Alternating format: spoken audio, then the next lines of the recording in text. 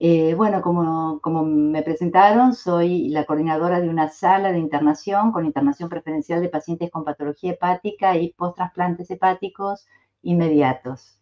La siguiente. Les dejo acá mi mail por cualquier cosa, por cualquier inquietud, y podemos ver en la foto superior las características de una sala de internación. El hospital cuenta con 10 salas de internación, que las llamamos cuidados intermedios y moderados. Cada una de las salas puede alojar hasta 34 pacientes, y en el caso de esta sala tiene una internación preferencial con disponibilidad de aislamientos para recibir a estos pacientes. La próxima.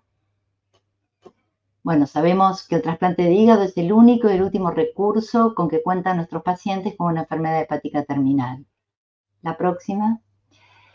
Este es el viaje del paciente trasplantado pediátrico, es decir, todo el equipo de trasplante va a vivir a lo largo de toda la vida de nuestros pacientitos el desafío excepcional de acompañarlos durante varias décadas.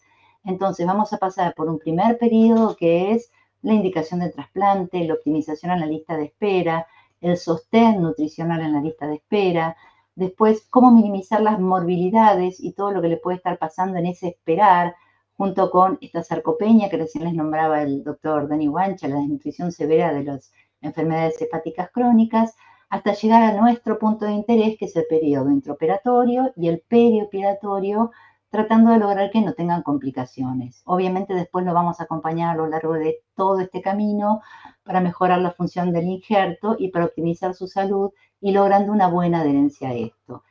Esta descripción ha sido por Bukubala, es un hepatólogo que hace trasplante reconocido pediátrico. Continuamos con la próxima.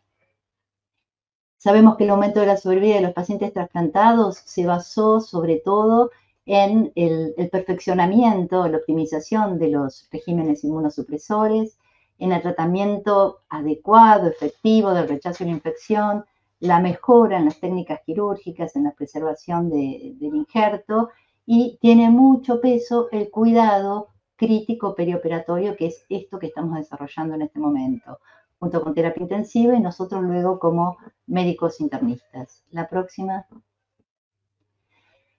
El post-trasplante inmediato, si volvés a cliquear, se abre toda la diapositiva, tenemos que tener en cuenta que son pacientes con condiciones especiales.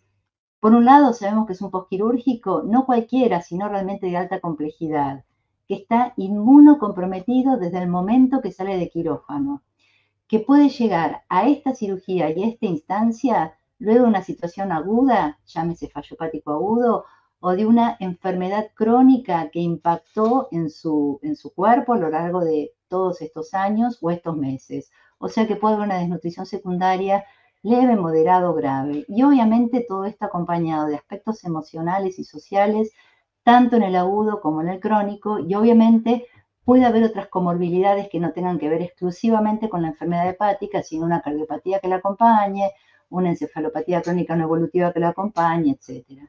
La próxima. Digamos que en toda la evolución del niño trasplantado vamos a estar permanentemente girando entre lo que tiene que ver la cirugía y la resolución de sus aspectos quirúrgicos, la inmunosupresión que tiene que recibir este paciente y la complicación inmediata de la inmunosupresión, que es la presencia o no de infecciones. La próxima. Para tener una idea, recibimos un paciente que pasa de terapia intensiva a una sala de internación. ¿Cuánto tiempo de internación, cuánto tenemos que contar para este paciente? La media en nuestra sala de internación es de aproximadamente 21 días, pero tomando otros ejemplos como el Servicio de Patología y de Trasplantes del Hospital Infantil Universitario de La Paz, Madrid, la media de internación para los chicos que reciben injerto entero es de 43 días. Cuando el injerto es reducido, casi llega a los 2 meses de internación. Tenemos que tener en cuenta en nuestra sala de internación que son muy frecuentes los reingresos una vez externados, que son al menos en una ocasión en 2/3 prácticamente de los niños entre el primer y el sexto mes, casi en la mitad en el segundo trimestre y en 1/3 más allá del año y el año y medio. Una estadística completamente diferente de la de Estados Unidos, que cuando uno indaga lo que encuentra es que están menos tiempos internados, pero que tienen mucho sostén perihospitalario, perinstitución, para poder controlar a estos pacientes prácticamente diariamente. La próxima. La transferencia del niño trasplantado de la sala del doctor Wancha, que recién nos hablaba, a nuestra sala. ¿De qué depende? Bueno, esta decisión de pasar de UCI a la sala de internación tiene que realizarse en el equipo y se basa en los recursos locales. La indicación de transferir al niño es cuando está estable y están controladas las complicaciones mayores. La próxima. Para repasar rápidamente, las indicaciones de trasplante pediátrico son, en primer lugar, la 13 de vías biliares, que es la patología hepática, digamos, más frecuente que requiere trasplante en esta etapa etaria, hepatitis fulminantes, retrasplantes, cirrosis autoinmunes, tumores del tipo de hepatoblastoma, enfermedades metabólicas. Pasamos a la próxima para repasar muy rápidamente. El tipo de donante puede ser cadavérico, siempre a corazón batiente o vivo relacionado, y el tipo de injerto puede ser hígado entero o hígado reducido, sea split o reducido. Esto, que sea hígado entero, reducido o split, también nos va a indicar el tiempo de internación y las posibilidades de complicaciones posteriores. La próxima. Entonces, ¿cómo recibimos este niño? Bueno, lo recibimos como lo recibimos clínicamente, como todo equipo de salud, médico y enfermera, sabe que tiene que recibir un niño en una sala de internación. Es decir, como cosa particular, tiene que ser en una unidad individual, pero la unidad tiene que contar con oxígeno disponible, monitor multiparamétrico, con controles de tensión arterial, saturometría, electrocardiograma, contar con bombas de infusión y contar con un carro con todos los recursos necesarios para sostener a este paciente. La próxima. ¿Qué tenemos que comenzar a ver? Nuevamente, somos clínicos, somos equipo de salud, somos enfermeros, lo que vemos en todos los pacientes con algunas condiciones particulares de estos pacientes. Evaluar el sensorio, controlar los signos vitales, controlar el estado hemodinámico, obviamente balance, fundamental el balance en los niños trasplantados, y como cosas particulares es el control de los drenajes, cuando estos pacientes llegan post-trasplante inmediato, el control nutricional, los medicamentos específicos que reciben y el control de la herida quirúrgica. Y aquí bueno, pasamos a esta próxima, que es el post-trasplante inmediato. Tenemos que ver que el paciente esté estabilizado, evaluar la función del injerto, monitorizar la inmunosupresión, evaluar la profilaxis que recién nos refería el doctor Wancha, reconocer qué complicaciones pueden haber tempranas y comenzar a trabajar desde el primer día en el apoyo nutricional, la educación a los padres y el sostén emocional de los niños y familias a través de nuestro servicio social y el equipo de salud mental. La próxima. En cuanto a la estabilización del paciente, sabemos que pudieron pasar cosas en el post-trasplante inmediato. A nivel neurológico, puedo tener antecedentes de convulsiones relacionados con trastornos hidroelectrolíticos, con hipoglucemia, puedo estar con niveles tóxicos o muy altos de inmunosupresión, puedo haber sufrido, puede estar cursando una encefalopatía posterior reversible, entonces tengo que estar evaluando el nivel de conciencia de este paciente. En cuanto al aparato respiratorio, también, ¿qué pudo haber tenido? Es muy frecuente que estos pacientes postquirúrgicos tengan por la misma cirugía la presencia de un pequeño derrame pleural o una telectasia, que quede una parálisis diafragmática o que vengan con alguna infección pulmonar que comenzó en su post-trasplante inmediato. En cuanto al aspecto cardiovascular, siempre la indicación precisa es que no deben tener requerimientos dinotrópicos para pasar a una sala de internación, pero sí es muy frecuente que tengan antecedentes y que persistan con hipertensión arterial. Y acá nosotros tenemos como un lema que si el paciente es hipotenso nos preocupa porque pensamos que puede estar asociado a hemorragia o infección. Es mucho más frecuente, obviamente, la normotensión, ya sea porque estuvo hipertenso y está controlado, la hipertensión arterial. Y en cuanto al aspecto gastrointestinal, estos pacientes pudieron tener gastritis, es frecuente que presenten diarrea y, bueno, cuando hay complicaciones mayores, perforaciones secundarias a cirugías laboriosas. El apoyo nutricional es esencial, habitualmente pasan a nuestra sala ya con la vía enteral, digamos, permeable, o sea que nosotros hacemos apoyo nutricional intensivo por vía enteral y la nefroprotección, que básicamente es sostener una buena hidratación y una hemodinamia en nuestra sala de internación. La próxima. ¿Qué nos podemos encontrar? Esta es una niña, una bebé, una lactante, con la típica herida en Mercedes-Benz y inicialmente está tapada, está curada y luego se hacen las curaciones dejándola simplemente sin gasas. La próxima. También nos podemos encontrar con esto. En la primera foto encontramos un nene que en realidad todavía está en la terapia y que está con drenajes con débitos cero sanguinolentos. En la segunda y tercera imagen vemos de estos drenajes que sale material bilioso. Un paréntesis acá con los drenajes. Cuando un paciente recibe un trasplante de hígado entero, el cirujano coloca 3 drenajes que van a ser como nuestros avisadores de qué es lo que está pasando en esa cavidad abdominal. Los 3 drenajes que se colocan son subdiafragmático derecho, en línea media, a nivel del ilio, el espacio de Morrison, y subdiafragmático izquierdo. Y en el caso que sea un hígado reducido, se colocan 2 drenajes, que uno sería a nivel del ilio y el otro subdiafragmático izquierdo. En esta otra foto lo que vemos son material entérico fecaloideo que nos está transmitiendo o expresando que hay una perforación intestinal. Es decir, que recibo al paciente, veo la situación de la herida y obviamente veo qué tipo de drenaje, qué calidad de líquido está saliendo a través de esos drenajes. Pasamos a la próxima foto. Bueno, este caso es un caso catastrófico en el cual hay un neumoperitoneo. Lo que vemos es una perforación intestinal. Pasamos a la próxima. Acá vemos una herida con un drenaje. Pasamos a la, si haces clic, tenemos la...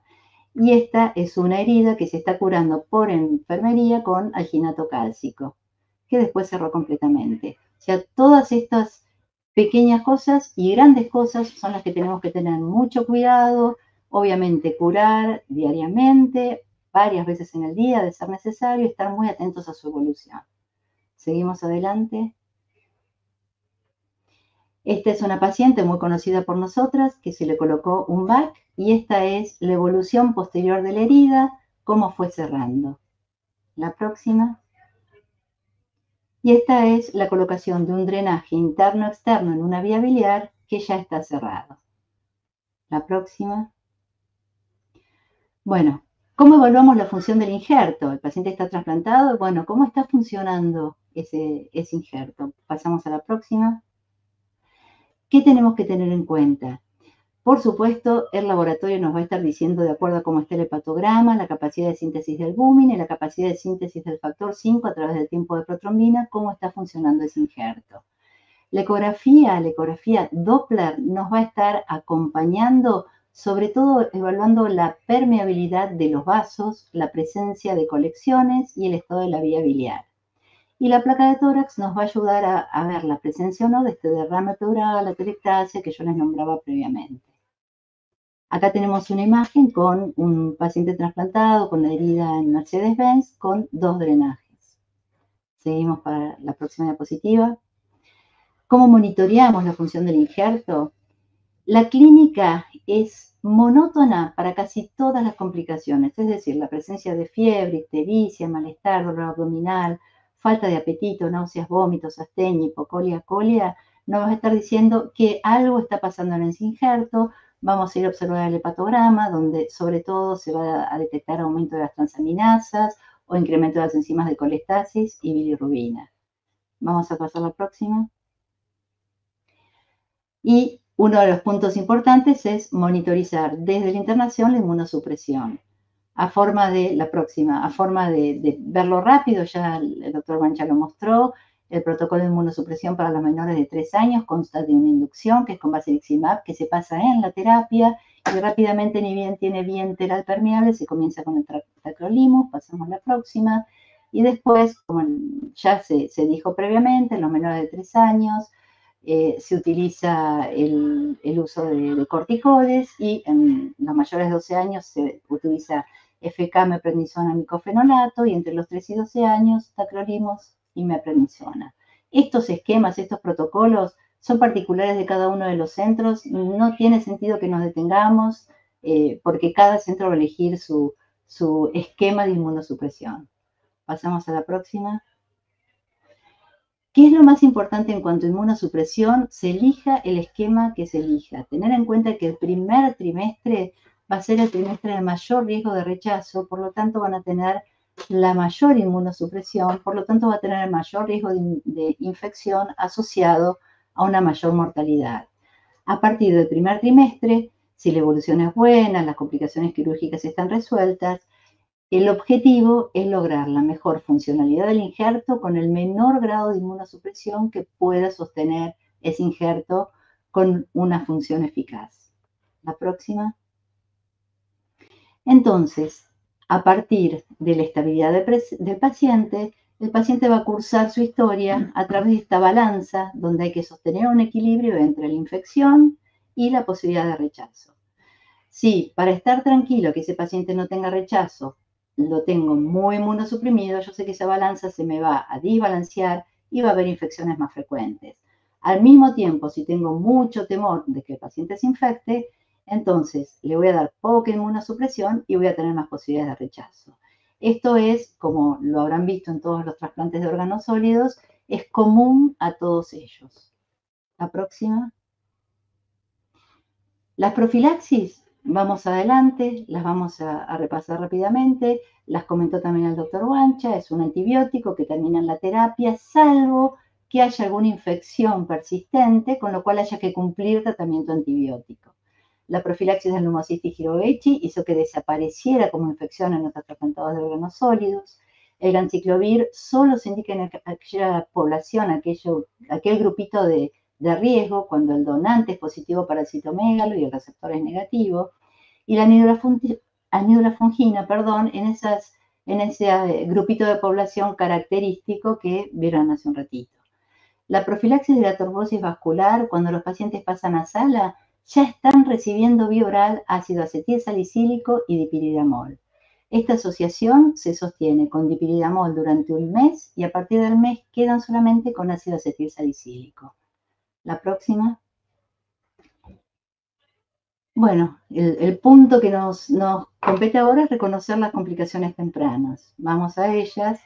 Y acá tenemos que las complicaciones nuevamente son todos signos monótonos, inespecíficos. Fiebre, colestasis, sí o no, aumento de las enzimas, decaimiento, pérdida de apetito. Y todo esto enmascaran múltiples etiologías, pero cada etiología tiene un tratamiento específico y diferente al otro. Sí es importante tener en cuenta que puede haber más de una complicación simultánea. La próxima. Entonces, el diagnóstico de las complicaciones hay que tratar de hacerlo en forma anticipatoria.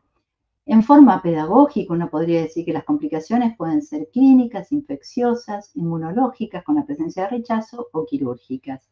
Pueden permanecer silenciosas o cursar con síntomas mínimos durante mucho tiempo. Por lo tanto, lo más importante, si haces un clic, es tratar de prevenirlas. ¿Cómo se previenen? Eligiendo las técnicas quirúrgicas, monitoreando cercanamente la inmunosupresión, estando muy atento, haciendo la vigilancia de las infecciones y buscando la permanente estabilidad clínica. Vamos a la próxima. Estas serían las complicaciones. Seguimos a la siguiente. Vamos a ver rápidamente las complicaciones. Pueden ser vasculares, biliares. Dentro de las vasculares puede ser complicación de trombosis, estenosis de arteria hepática, trombosis, estenosis de vena porta, trombosis, estenosis de suprahepática o complicaciones a nivel de la vía biliar. La próxima. En forma grosera, no es la idea de esta presentación hablar específicamente de las complicaciones, que sería todo un capítulo en sí mismo, pero en forma muy práctica tener presente que la lesión de la arteria hepática precoz, bueno, en general es catastrófica, también pasa en la internación en terapia intensiva, puede manifestarse como una falla hepática aguda, compromiso de la vía biliar, puede presentarse como una sepsis, pero la forma tardía es la forma asintomática que va lesionando, como la arteria hepática irriga la vía biliar, va produciendo esa biliopatía isquémica en forma lenta. La lesión de la porta, si es precoz, va a producir ascitis y si es tardía va a ir instalando en forma lenta y progresiva toda la clínica de hipertensión portal. La próxima.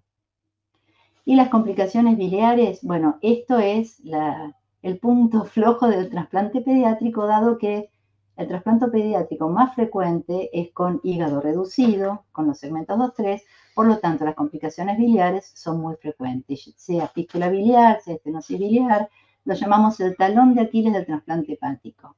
Fíjense la incidencia en las distintas series que va del 18 al 30%, realmente elevada, y tiene que ver con el uso de injertos segmentarios, con digamos, la técnica de donante vivo relacionado, o la presencia a veces en los implantes de más de una vía biliar. La próxima. Esos fueron como las complicaciones, pero súper ultra pantallazo de las complicaciones quirúrgicas. Vamos a ver las infecciosas, que son muy clínico y de enfermerías. Y tenemos que tener muy en claro que el paciente trasplantado no tiene la misma capacidad de respuesta inflamatoria.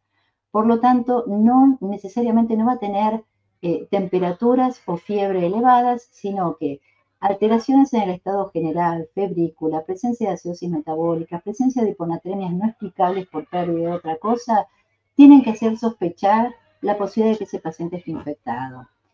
Y esto teniendo en cuenta que la infección post-trasplante causa más muertes que el rechazo. Actualmente la tasa de mortalidad tras el trasplante hepático pediátrico está directamente relacionada con las infecciones. Y descartar siempre infección frente a la clínica de disfunción del injerto. Vamos a la próxima. El riesgo de infección bacteriana específico está exacerbado en relación al tiempo de la cirugía de trasplante, si esto duró más de 12 horas, a la presencia de trombosis arterial, obviamente si hay estenosis biliares. Si la bilirrubina total pretrasplante fue mayor de 12, esto abarcaría toda nuestra población pediátrica prácticamente. Si la terapia antimicrobiana fue mayor a 5 días en el postquirúrgico inmediato, si hubo un alto requerimiento transfuncional, si tuvo un requerimiento alto de laparotomías posteriores al trasplante y todo lo que tiene que ser invasión que es necesaria en la terapia, como el uso de catéteres intravenosos, y obviamente nuestro susto, nuestro realmente fantasma actual, que es la colonización previa de nuestros pacientes, que aquellos chicos que tienen enfermedades colestáticas crónicas o hepatopatías crónicas y requieren muchas internaciones, comienzan a colonizarse con gérmenes multiresistentes del tipo EBR, KPC e inclusive Staphylococcus aureus metidae. Pasamos a la próxima. Entonces, las infecciones pueden tener distintas características de acuerdo al tiempo de evolución del paciente. Recordemos que cuanto más inmunosuprimido, más posibilidades de infección. Recordar el donante, que es una fuente de infección. Recordar que la asistencia antimicrobiana está aumentada en los tratantes de órganos sólidos, o sea que hay que ir a buscar por antibiograma específicamente el antibiótico, y que muchas veces una resolución quirúrgica, o sea por intervencionismo, tiene más acción antimicrobiana que un mismo antibiótico. La próxima. Son las infecciones de acuerdo a la línea del tiempo, ya también descritas. Quiero destacar el periodo temprano, obviamente lo que tiene que ver con los cuidados relacionados a la salud, o sea, las infecciones que tienen que ver con la cirugía, la presencia de colecciones intraabdominales, fístula biliar y su estadía en la terapia. En el periodo intermedio empiezan a jugar los oportunistas, que son los famosos virus citomegalovirus y Epstein-Barr, como en todo trasplante de órgano sólido. Pneumocystis jirovicii, como les contaba antes, con el uso de trimetoprima bajó francamente su incidencia. Y en el periodo tardío empiezan a tallar las infecciones de la comunidad. Por eso es muy importante en el pretrasplante ver que todos los pacientes estén con un calendario de vacunación adecuado para evitar las infecciones que son inmunoprevenibles. La próxima. Las infecciones por gérmenes multiresistentes pueden transformarse en invasivas, como les contaba, un gran fantasma para nosotros, obviamente un gran riesgo para el paciente. La próxima. Y es muy importante, como vimos previamente, que estos gérmenes son oportunistas, tener el conocimiento del estado previo del paciente en cuanto a su conocimiento o no sobre los virus citomegalovirus y Epstein-Barr. Aquellos chicos que son negativos al citomegalovirus y Epstein-Barr pretrasplante son donde nosotros tenemos que poner nuestra mirada, nuestro ojo y estar esperando muy cercanamente la posibilidad de primoinfección. La próxima. La próxima. Entonces, la profilaxis para el citomegalovirus, que es nuestro virus que sí podemos tratar, que tenemos una droga que es el anciclovir, de acuerdo a los distintos centros se puede hacer universal, es decir, se le administra a toda la población o se puede hacer la terapia anticipatoria, preventive therapy, que es tratar a aquellos que son de alto riesgo cuando el donante es positivo y el receptor es negativo. La próxima. En cuanto al virus de Epstein-Barr, no tenemos una droga de elección, sí sabemos que podemos bajar la inmunosupresión y nuevamente hablando de otro fantasma, el fantasma del Epstein-Barr durante la internación es el riesgo de desarrollo de síndrome linfoproliferativo. La próxima. En cuanto a las complicaciones inmunológicas, seguimos adelante. La complicación inmunológica es el rechazo. Los signos y síntomas aparecen en forma tardía, entonces es importante estar realizando los controles adecuados, que cada centro haga su protocolo de controles con el laboratorio y los estudios complementarios periódicos para anticiparse a la posibilidad de presencia de rechazo. La próxima. Y en cuanto a las complicaciones clínicas en general, es sumamente frecuente la presencia de diarrea en estos pacientes, sea por infección o secundarias a la medicación, dolor abdominal, acidez, vómitos, como efectos secundarios de la medicación o enfermedades virales, complicaciones neurológicas como presencia de convulsiones, migraña, temblores, la presencia, como les nombraba inicialmente, de síndrome de cefalopatía posterior reversible, y las nefrológicas que presenten frente a pequeñas pérdidas o alteraciones de la hidratación, injuria renal aguda, piensen que están recibiendo drogas nefrotóxicas, el tacrolimus es sumamente nefrotóxico, y hipertensión arterial. Estas serían complicaciones clínicas cercanas al trasplante, no hablamos de complicaciones a largo plazo. Seguimos adelante. Para completar, para terminar ya, puntos claves que me gustaría que nos llevemos es, obviamente tenemos que conocer la función del órgano cuando recibimos al paciente, realizar el cuidado de la herida y monitorizar todos los drenajes, distinguir los signos y síntomas de infección y rechazo, identificar el grado de inmunosupresión para poder hablar de posibilidades de rechazo si tiene bajos niveles de inmunosupresión. La próxima. Reconocer las complicaciones quirúrgicas, vasculares, biliares, identificar las complicaciones metabólicas y la toxicidad de los inmunosupresores y fundamental el apoyo nutricional. Usamos, pero muy frecuentemente, la sonda nasogástrica como una herramienta para poder nutrir rápidamente a estos pacientes, usamos fórmulas hipercalóricas y siempre trabajamos mucho sobre el agua segura. Todo esto debe ser en paralelo con la educación permanente a los padres y a los niños. La próxima. El alta hospitalaria va a estar determinada por la resolución de las complicaciones tras la cirugía, haber obtenido una condición estable que le permita la independencia de nuestra atención clínica. La próxima, recuperación nutricional y sobre todo la capacitación en el manejo de la medicación. Esto es una labor que hacen con muchísimo interés y dedicación nuestro grupo de enfermería, que forma parte del equipo de trasplante. Acá les muestro el instructivo de medicación al alta elaborado por nuestro equipo de enfermería. La próxima.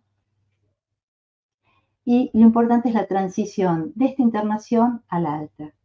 Entonces, lo que necesitamos es que este paciente tenga la oportunidad de hacer todas las preguntas que tiene antes de irse, de sentirse cómodo con el equipo, de tener todas las pautas escritas, tener los consejos prácticos que requiere para continuar su vida, que es nuestro fin último, que pueda volver a casa y realizar su vida naturalmente. Y entonces es muy importante planificar en el alta. ¿A quién va a llamar? ¿Cuándo? ¿En qué casos? ¿Cuáles son las banderas rojas, los signos y síntomas de alarma que debe tener? Si esto puede estar acompañado de un grupo de ya sea familiares u otros pacientes trasplantados que puedan compartir la experiencia, realmente enriquece el seguimiento y la continuidad de estos pacientes en todo este programa de trasplante. La próxima. Bueno, muchas gracias y la próxima que les agradezco este espacio para poder transmitirle nuestra experiencia.